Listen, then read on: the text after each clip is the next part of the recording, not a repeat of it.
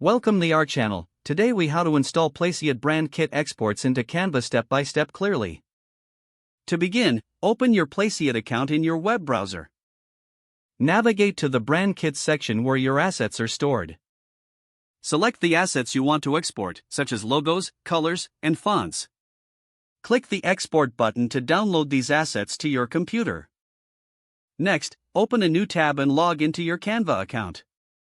Once you're logged in, create a new design or open an existing one. On the left sidebar, locate the Uploads tab. Click on the Upload an image or video button. Select the logos and elements you downloaded from Placeit. After the assets are uploaded, you can start incorporating them into your design. Now, click on the Text tab on the left sidebar.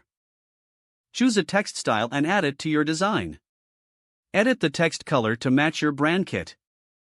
You can use the color picker to input the hex codes you exported. Now, adjust the font style if necessary by selecting it from the drop-down menu. Continue to layer your design with the assets while maintaining brand consistency. Review your design to ensure all elements align with your brand identity. Once satisfied, save your design by clicking the Download button. Select your preferred file format and click Download again to finalize it. If the page does not load, refresh the browser or try again in a private or incognito window.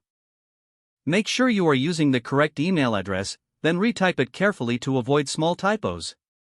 If your password is not accepted, use the reset option and create a new strong password you can remember. Check your spam folder for verification or security emails, then complete any requested confirmation steps. Enable two-factor authentication if available to improve account security and reduce unauthorized access risk. After signing in, review your profile details so your contact information and settings are accurate and current.